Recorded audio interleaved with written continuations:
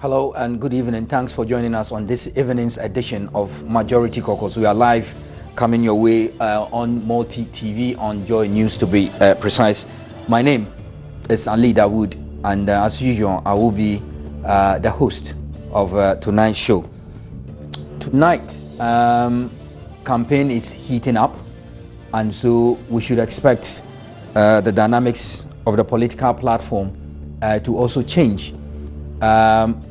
A lot of things have been said within the media platform, but we will narrow our focus to the essentials only.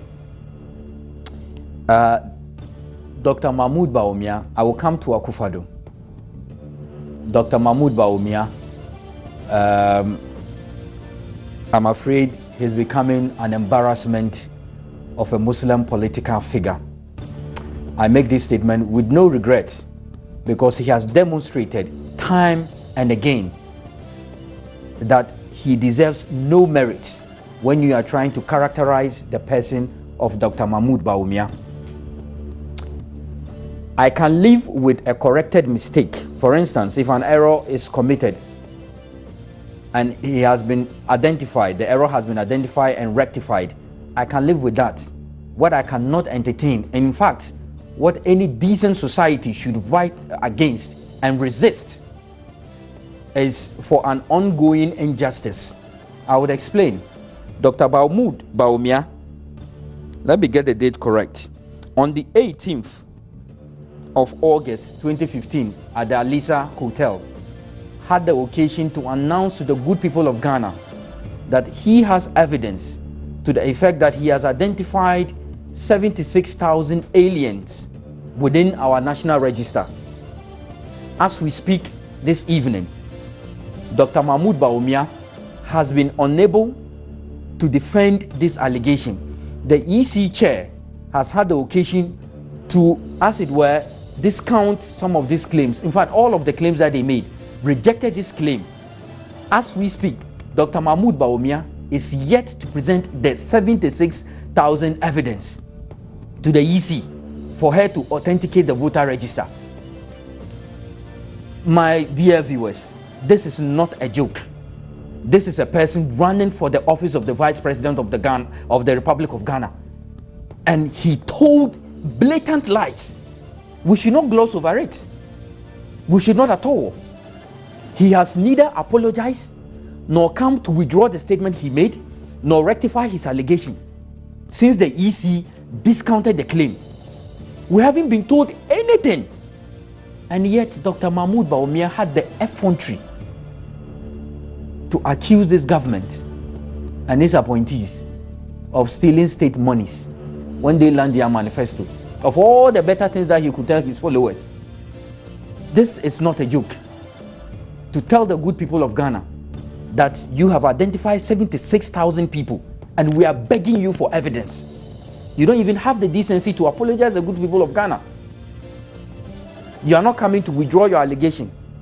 So I don't know where we stand. Whether Dr. Mahmoud Bawumia is still standing by his allegation, whether he has the evidence, or he's ready to apologize or withdraw the allegation. I don't know what he's doing. And Mahmoud Bawumia wants us to gloss over this blatant error, an act of complete disrespect. This is something that cannot be tolerated. And Dr. Mahmoud Bawumia, there's something you need to understand. You see, just because you are the President of the Republic of Ghana does not mean that every information is within your reach.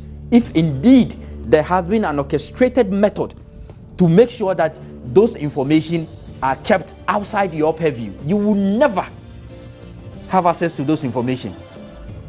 To think that the president is the president and therefore he ought to know the cost of the redenomination, it clearly manifests your lack of understanding of the functions of the presidency. You have no idea what it means to be a president.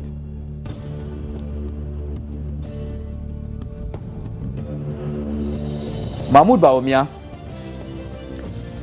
on the 6th of May 2016, lied that the government of Ghana had diverted $250 million out of the Eurobond issue of 2015 into a private account operated by a private bank. This absurdity has been proven to be false. I remember he made this statement very boldly. As we speak today, Mahmoud Bawumia has not come out to deny this accusation. He had no evidence to back his claim. One more. At the lecture at Central University College on 25th of March 2015, Dr. Mahmoud Bawumia lied that the African Development Bank had suspended Ghana the previous month and were still on the suspension as of the time he was delivering the lecture. The African Development Bank refuted this claim in the very evening when Bawumia finished his lecture. Right when Bawumia finished his lecture, they came and said, Bawumia, it is not true. What you are telling the good people of Ghana and the world is palpable falsehood, complete lie. Bawumia still hasn't apologized. Why are we entertaining him? He's vying for the office of the vice president. We need to be more serious in scrutinizing characters like Bawumia. Bawumia does not deserve to share the platform with the president nor the vice president at all.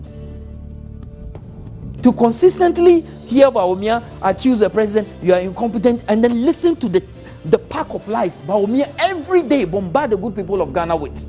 And he has no shame to apologize. No, he doesn't care. He just says it. His supporters would applaud him. He's fine. You want to be voted to be a vice president of the Republic of Ghana? We'll be back right after this break. Don't go away.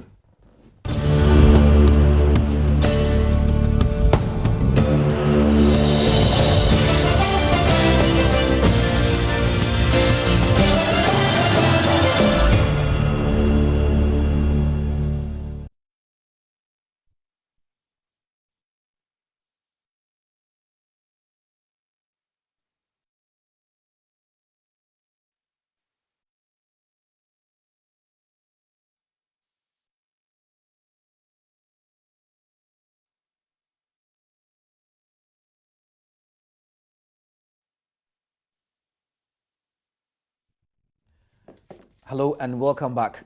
My guests have joined me in the studio. But before I introduce them, I think I owe it a responsibility to my viewers to state that Akufo-Addo, at the launch of their manifesto at Trade Fair Center, Accra, said the president cannot teach him any lesson in patriotism. That is fair because it's his right to defend himself. But what Akufo-Addo doesn't know is that if you are born with golden spoon in your mouth and you sit in the luxury of the comfort of your parents, even as we speak, and for those who have read the book written by the president, My First Coup d'etat, had to climb tree on one occasion to protect themselves and seek refuge from possible attack from lions just to go to school. And for Akufo-Addo, whose great-grandparents continuously showed their repulse and their disagreement against Kwame Nkrumah fighting for the independence of this country, it's most ironical to think that Akufo-Addo thinks he cannot be taught any lesson in patriotism. Of course, he cannot be taught any lesson in patriotism. I wonder if he is patriotic, looking at his history. And so I can understand Akufo-Addo's frustration, but we can't help him but to remind him, the good people of Ghana, they are much more discerning than you can think. 2016 election to be determined based on issues. And they know those who, when they speak, they walk the talk. And those who will say simply anything, they have no respect for you. They say anything to make you happy on the spur of the moment with a belief that that would convince you to vote for them. Things have changed.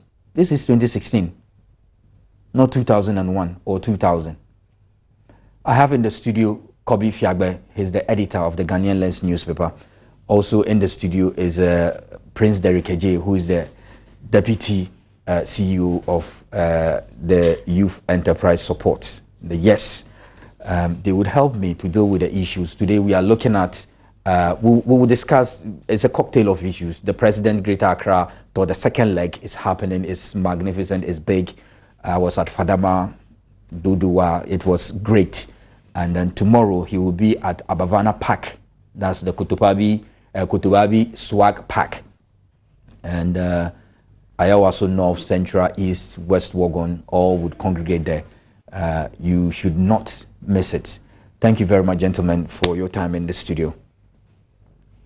Thank you for having us, Ali Dawood, my brother. It's a pleasure. Today is not too palatable a day, if you ask me, because I think I'm getting fed up with Bawumia's reckless talk. At least you should remember, he's not the flag bearer, really. I mean, he's merely fighting to be the vice president, and he ought to be of a proper conduct.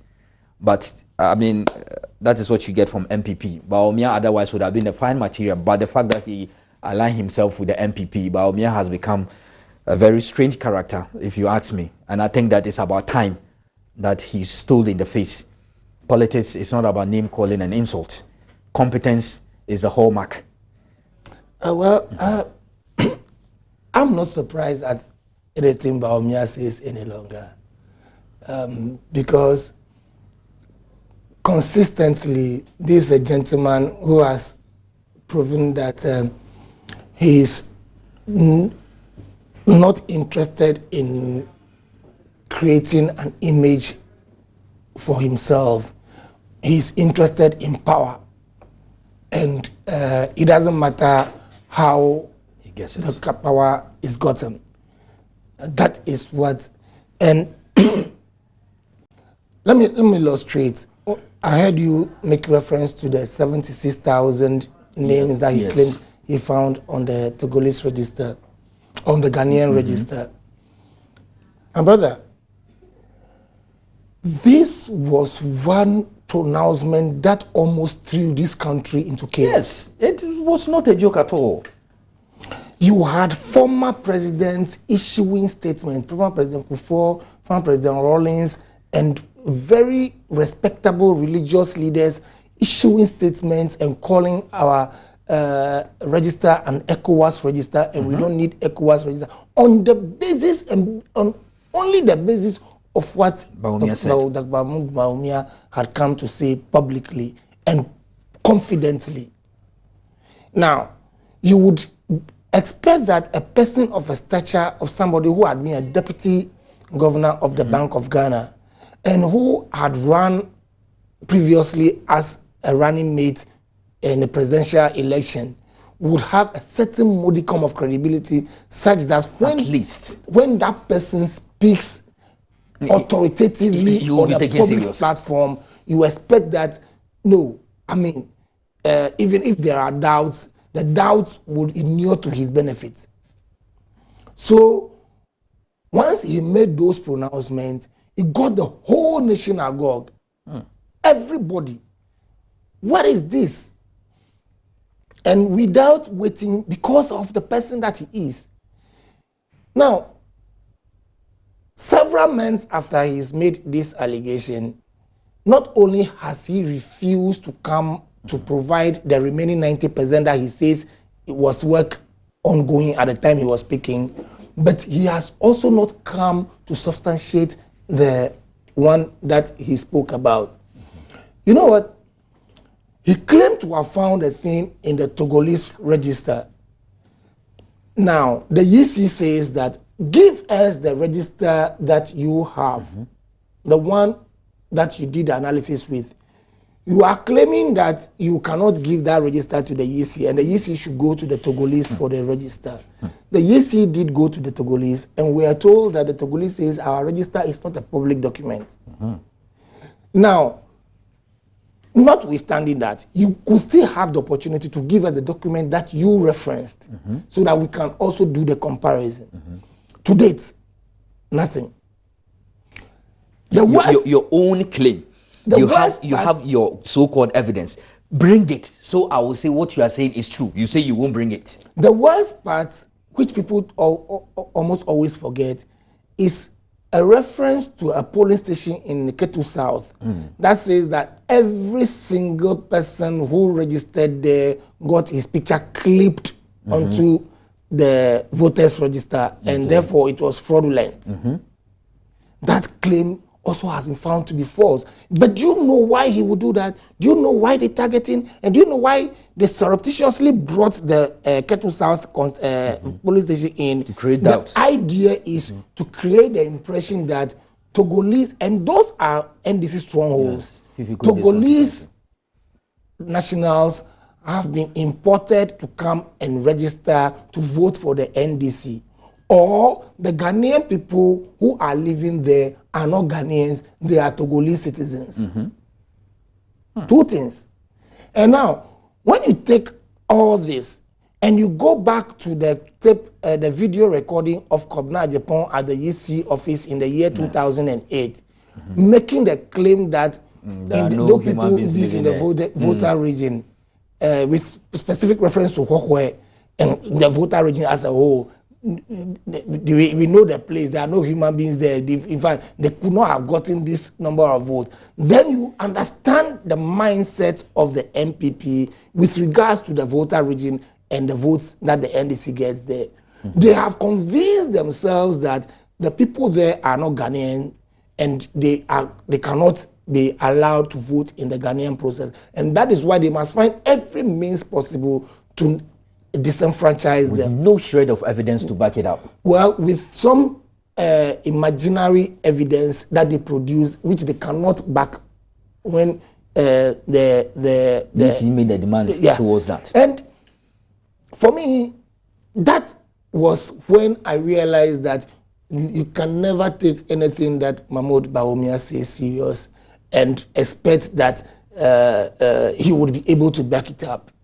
You see, so I have gotten to the stage where whenever he speaks, I am looking for to check the facts before I make, because really, you know, somebody like Dr. Edward Mahama, when he speaks, I am almost certain that about 80% of the times he is accurate.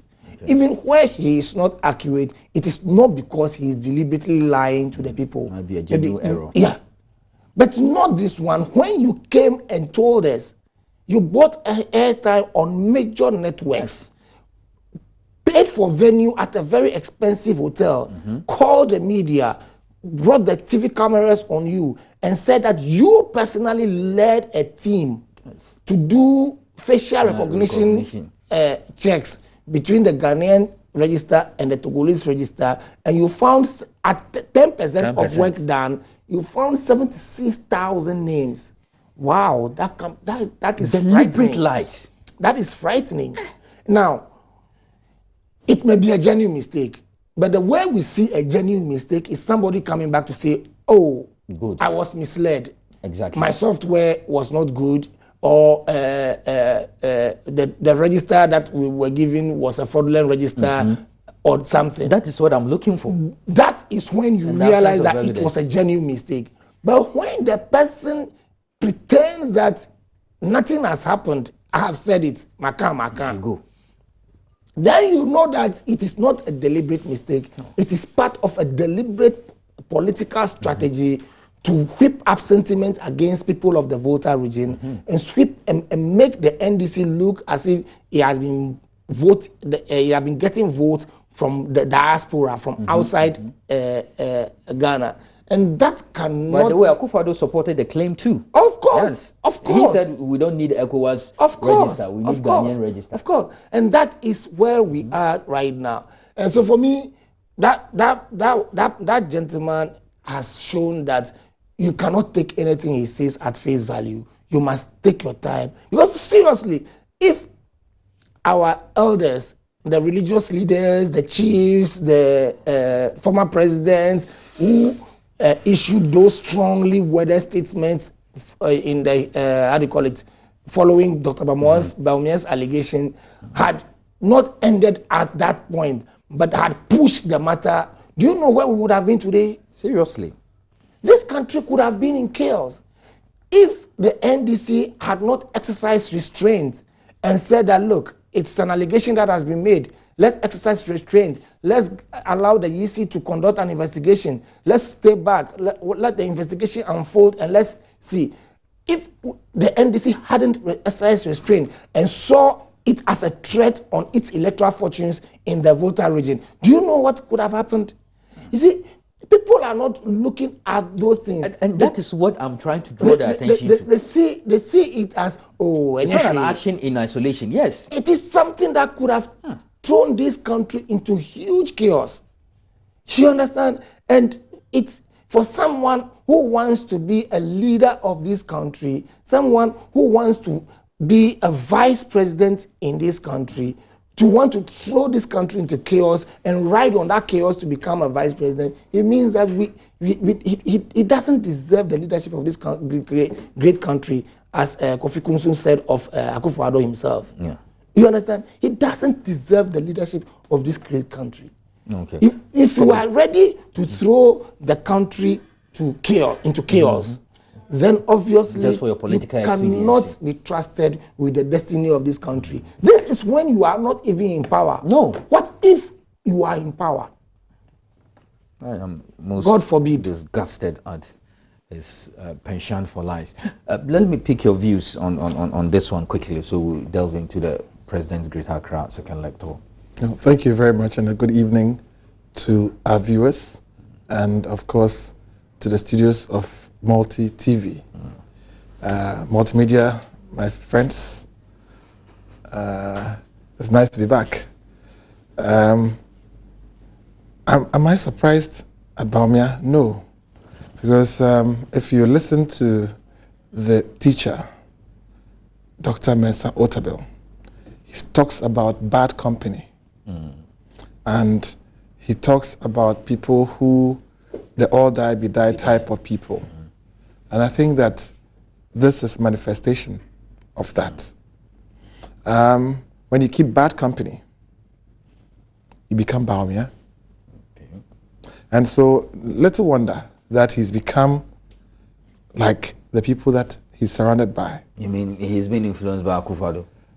Absolutely. Okay. In fact, as Kobe rightly pointed out, he was put up to it by nobody else but Akufo-Addo himself.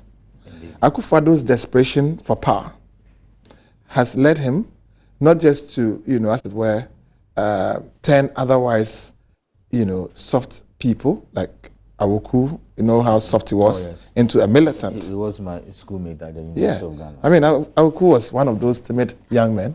Today, he's supposed to be feared. He has a whole, army of invisible forces that he commands.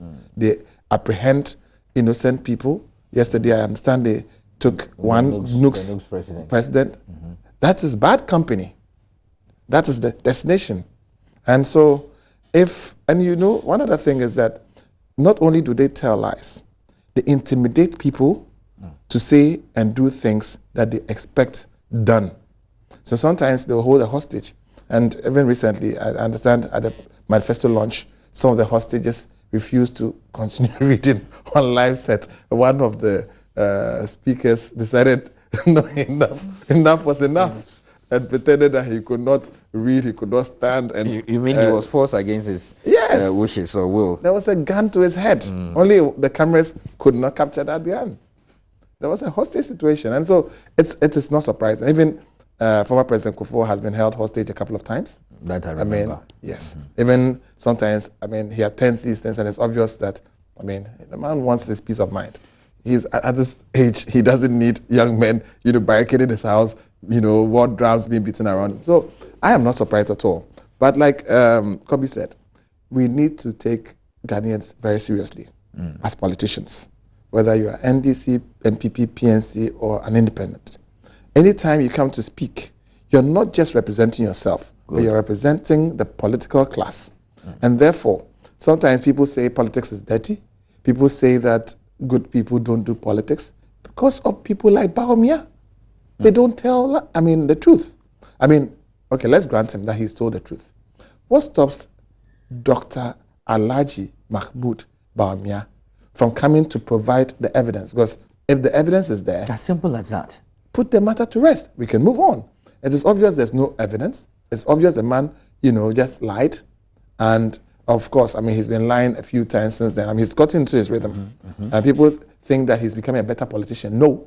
His name is becoming synonymous with lies. Exactly. And the other person, Amafra from Akufo-Addo, who he's been close to lately, is no other person than Freddie Blay. In fact, I was reading through today's one of the articles that have been published by the Africa Watch in response to, you remember when the August edition that talked about their flag bearer and a certain situation and the denial and the insults that accompanied it. They've done a rejoinder and actually dared Akufo-Addo to provide evidence to the contrary.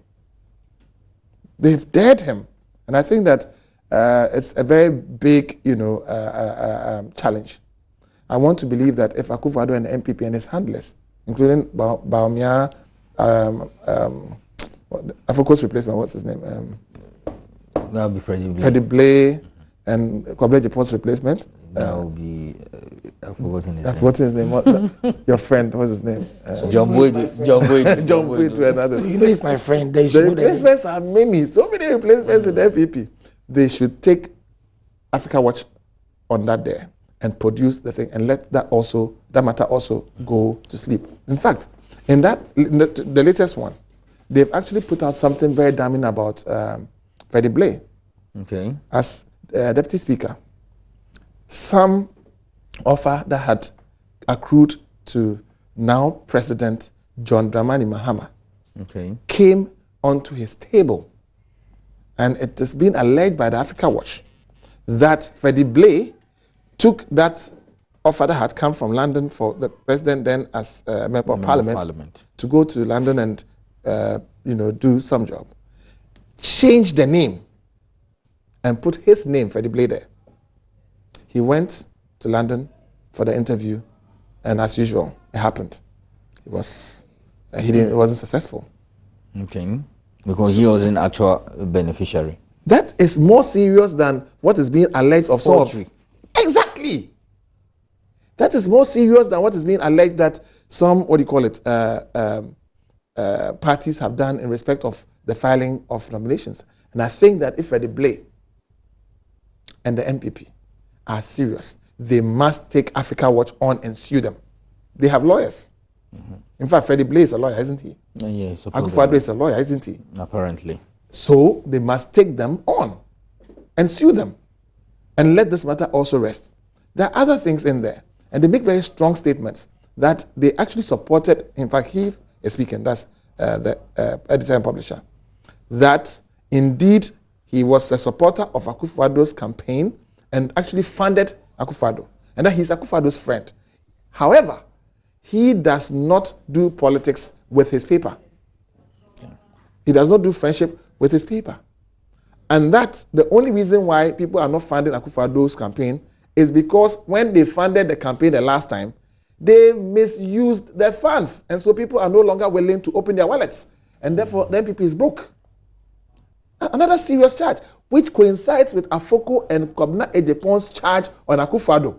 His character and that his campaign has always been one not to seek the presidency. The ultimate objective is to do business. It again coincides with the U.S. diplomatic cables that talked about his Achim businessmen and family and friends who congregate around him anytime he's flag bearer to do politics and entrepreneurship with the flag bearership campaign. Of course, they have been using this text thing to steal money. Steal may sound strong, but the bottom line is that if you tell people that they should text and that you would use the money for a certain cause and you don't, when Kufuor donates a building and you go and use it as collateral to go and collect money from Prudential Bank, when you go to EcoBank to do transactions in the name of the party, when indeed private persons who are even not elected are the ones who are handling the largest to the account.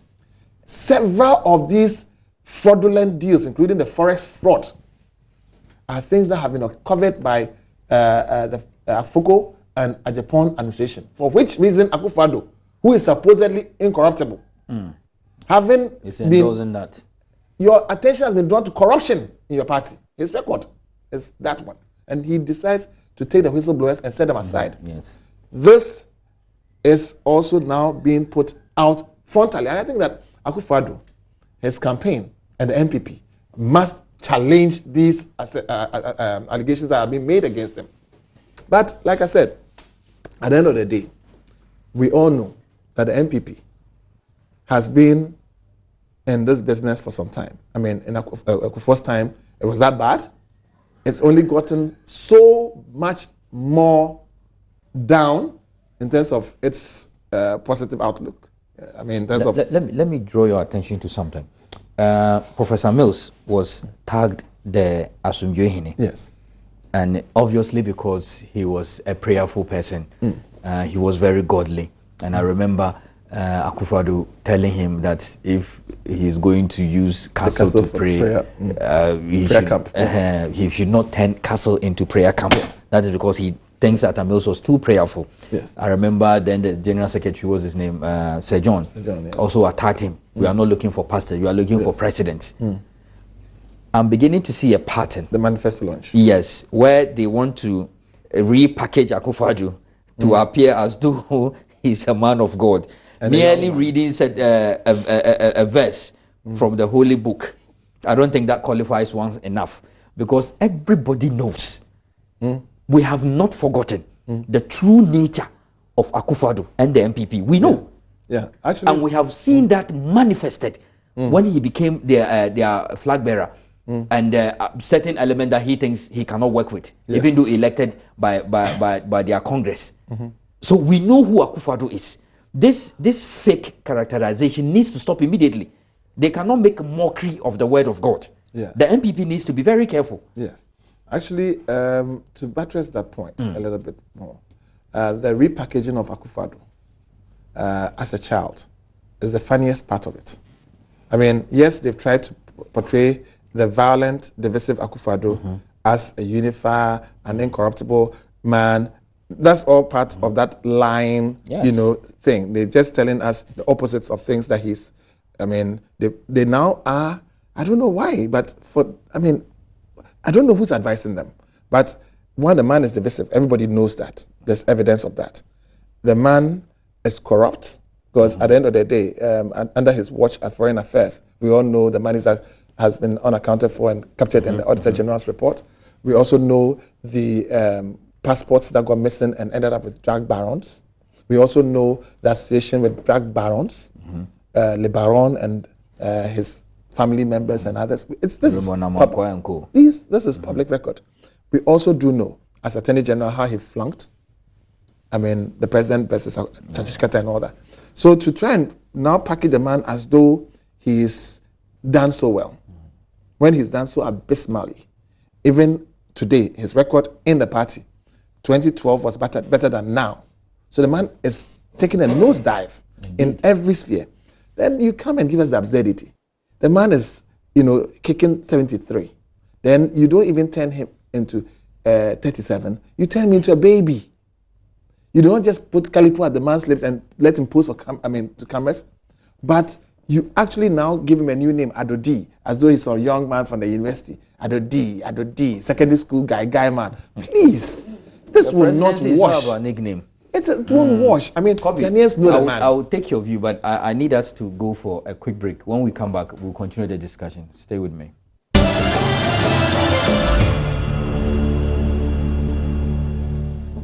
Welcome back to the show. If you just joining us, this is Majority Caucus, and we are live as always on every Wednesday between the hours of 6 to 7 p.m. My name is Ali Dawood. I've been in the studio with Kobe Fiagbe, the editor of the Ghanaian Lens newspaper, with Prince Derek Ejie, the deputy CEO of the Youth Enterprise Support. We are still going to discuss the president's tour in Accra, but of course, it's necessary to lay the foundation, taking account of the abysmal performance of the MPP from 2001 to 2008, and the current unfortunate utterances coming from the flag bearer and his running mate. Is important, because Ghanaians, they need to be reminded. It's only fair that we tell you the actual nature of the MPP, and that is why we are here. We will not hesitate to bring the facts, naked one as they may appear to you, so you understand the discourse in the run-up to 2016 elections. Kobe. Yeah, enough with the MPP and their track record. Exactly. Honestly, the Ghanaian people know them, and yes, once in a while you need to remind, especially given the fact that most young people who are going to be first-time voters would have been 10 years by the time the MPP was leaving office, and so they wouldn't know very much about the history of the MPP. It's important that we remind them. But this election, the president is in Accra and is focusing on his Greater Accra tour. Indeed. And this election is going to be about jobs. Yes. And he is making the case that he is already in the business of creating jobs. That I don't doubt. And to better understand the president and the NDC's view on jobs, you need to get the manifesto of the NDC, and you will see how they see job creation, the problems that is with job creation. They identify 3 serious problems. One is the labor market barriers. The labor market barriers that will have to do with employers having the wherewithal to employ, the availability of stable electricity, and all those things that will create the avenue for jobs to flourish and therefore grow and create more opportunities for people to be employed. Then they identified job matching problems. The job matching problems has to do with having to read history, yet you expect to be employed in oil and gas as a square pegs in round holes. Fine. So that is it. And you will see clearly where the NDC's solution to that problem is in the manifesto also, with regards to focusing on TVET education, technical vocational education and training. That is where we need to focus on, to give our people the hands-on training, the technical education, not the classical education. The classical education is important. It is all important. But then we also need that critical manpower to fill the job vacancies, especially that are opening up in the oil and gas industry right now, so that we don't have jobs being created, but then you have to go and bring in expatriates to come, yet our young people are in need of jobs because they have not been trained for those fields. You understand? So that area too has been identified, and the solution has been structured towards the education sector to bring out more products that will be suitable for the job market. So that is also the job matching distance. The inadequate technical and soft life skills. Okay, it ties into what I'm talking about the focusing on the TVET now. As we speak today, the business processing center, what's the name of that place? The business processing outsourcing center has been completed, right? And that alone is going to create 10,000 jobs at a go. 10,000 jobs as we sit here.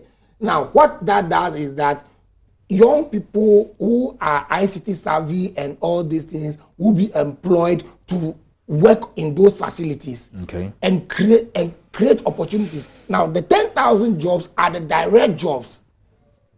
Now, can you imagine the trickling effects on job creation by the people who have employed themselves now becoming employers, also employing others? You understand? So when you look at the NDC's way of doing things, and you look at all that President John Mahama has been doing, you will see that, like Hillary Clinton said a few months ago, investing in infrastructure is not only an opportunity to create jobs for today, but it's also an opportunity to create opportunities for future generations. Because the infrastructure that you invest in today, as you are investing in, you are creating jobs for artisans and for technicians and for artists and but the infrastructure itself becomes, but the infrastructure itself also becomes a source of job creation. Okay. You understand? Absolutely. Now take the Ridge Hospital, for instance. Ridge Hospital had been there for some time now, and now that they have gone through that expansion with that beautiful world-class edifice with world-class facilities that are being installed, you will need more nurses, you will need more paramedics, you will need more technicians, you will need more people to employ. So obviously you have created job with that facility. Even as you are building it, you have created jobs. So, but then you have, but the fact that you have even built that facility, you have created more jobs. Now look at the 200 secondary schools that are being built, 123 of which are in various stages of construction as we speak, and even completion as we speak right now. How many more teachers are going to be absorbed into those facilities? How many more cleaners are going to be absorbed into those facilities? How many more teaching assistants, aides, and all these things are going to be employed into those facilities? Now, this is how you create jobs. This is how you create jobs, not just by saying that we will create jobs. You create the jobs by solving the fundamental problems that are affecting the job availability of jobs. You understand? The fundamental problems is that the infrastructure is limited, and therefore you have limited scope. So when you expand the scope, you create avenue for more businesses to come in, you create opportunities for government to absorb more. Even as we speak today, National Service Secretariat has put in an advert for over 100 slots. Okay. That is employment. You understand? Over 100 slots that are going to be absorbed by National Service Secretariat. Okay. You understand? If you don't know, take the Ghanaian Lens or take the Daily Graphic, you'll find the slots that have been advertised there. That is job creation. But how do you create that job? You create that job by tackling the infrastructure problem, by creating the avenue, the opportunities for, the entities to be able to flourish and expand. You understand? And that is what John Dramani Mahama has promised to do, and he's already doing. Okay. Now, he says that his view of Ghana is to make Ghana into less import dependent and more export oriented. So what it means is that we must work more on our industries and create the opportunities for them to grow. And what did he come up with? He came up with the Exim Bank idea, export-import bank idea that is going to help the private sector to get the needed funds to operationalize and boost the economy. That is what you need when you're talking about job creation, when you're talking about somebody who is interested in solving the problem, not paying lip service to Now, another thing, you look at the situation we face as a country, more, especially those of us who use vehicles, more of our money is spent on spare parts and repairs because our roads are very deplorable mostly. But he says that, look, let me create the situation, reduce travel time by making sure that most of our roads become asphalted, and then also create the necessary linkages and bypasses that will ensure that we will have less travel time, which means less use of fuel, more money in your pocket, and less use of less expenditure on spare parts, which means more money in your pocket. Now that money in your pocket can be invested in something which can bring returns and also become avenue of job creation. Okay. You understand? Absolutely. So it is not, you need to look at the approach that John Mahama is adopting towards solving the problems of the country. He is not interested in how do you call it, being seen as the president. Yeah, that's all. But he is interested in solving the problems and making sure that the steps that are taken today are really interconnected. Okay. Now, take the Commander Sugar Factory, take the Poalogo, the tomatoes, take the Share Nut Processing Factory, take the what the name, the shoe factory in Kumasi that the soldiers have taken over, are working. Take all those other industries that he's reviving. Take the fact that for 8 years under the MPP, we were told that this economy was in the best of shapes. Yet in 2008, before they left office, for this country not to go broke, they had to sell Ghana Telecom. Okay. And I'm not the one saying it. It is Kwame Pieni who came to tell us that, look, if we don't allow the MPP to sell Vodafone, then the economy was going to go bust. That was Kwame Pieni telling us. And yet, that is the people who are claiming today that they are the better managers of the economy. Yes, I remember. These are the people today who are telling us that they are the better managers of the economy. Now, John Mahama is not selling any asset. And remember, before they even went to sell Vodafone, they had to sell our golden share in the AGC, also to support the economy. The same thing, also to support the economy.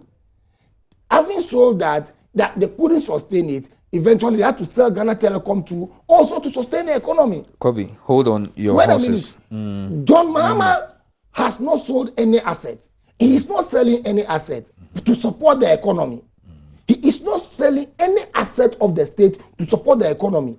If anything, he is bringing private partnership to, especially of the ECG, bringing private partnership to resuscitate and make it more efficient. He is not selling to sustain the economy. Let me Yet, he is taking back those that have been sold. Do you remember the Tema shipyard? Yeah, I do. Today, Tema shipyard is back in the fold of government. So in the fold of Ghana, and it's now creating even more jobs. Do you remember Ghana Airways? Let me take. Do you remember Ghana Airways? I do. Ghana Airways is being resuscitated.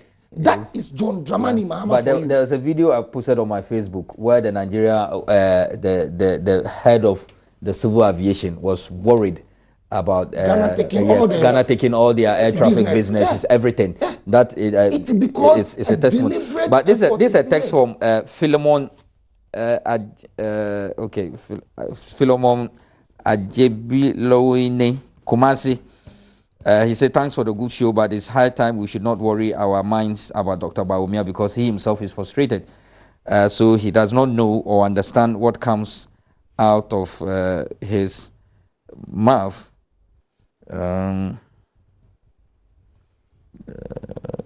This one says, GM is winning and no, MPP, they are empty barrel that make the most noise. This is from Babana from Denu. Just a moment. This one says, now character assassination is what will convince someone like me, Ibrahim. No, my brother, you have wasted your time attacking. Okay, he said attaching.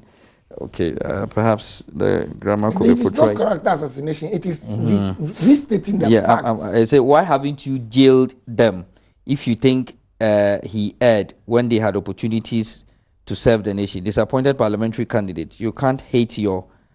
Oh, okay. You can't hate your fellow Muslim and see him suffer. You would end up seeing him. What you wish for. Okay, Ibrahim, there are certain things you need to understand. I'm ashamed that you're a Muslim and yet you do not appreciate the greatest sin in Islam is to tell a lie. Bawumia knows. Bawumia has been to Mecca. I have not been. And he has told blatant lies. As we speak, Bawumia has failed to produce evidence to support his claim that indeed there are 76,000 names of aliens on Ghanaian voter register. You see, when Bawumia misconduct himself in the manner that he did to court scorn for himself, it is not in my place to make corrections about preserving his character. It is for me to do my my godly work, to tell you as it is. I cannot tell a lie to support Bawumia's lie. It is not going to happen. I don't care whether Bawumia is a Muslim or is an imam. I don't care. In fact, I'll be more worried.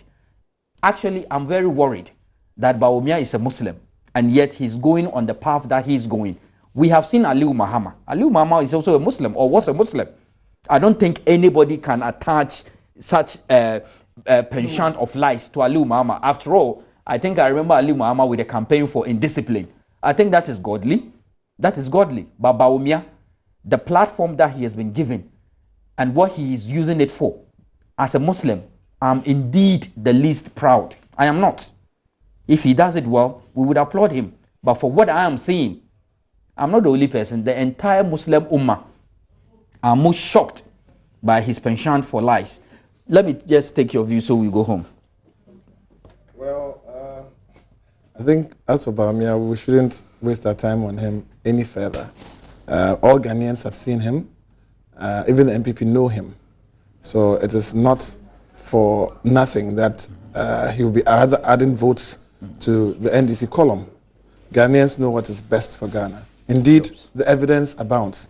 And as the president has been touring the country, a lot of these are showing. In fact, videos have been making the rounds on social media. You see people genuinely, and I'm talking about genuineness of the love that they show for Mahama, the genuineness of love that they show for the party and the government. It is no, play acting. I've seen one.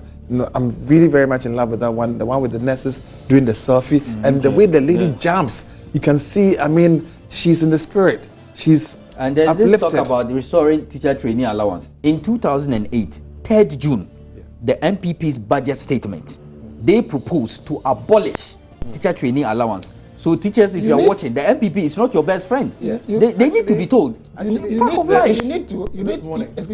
need to have a one-on-one with Kabila on perhaps. that matter. Okay. Yes. Kabila was then a student leader, UCC, and he was very much involved in this whole thing when the MPP was proposing to abolish the teacher training allowance and all that. Yeah.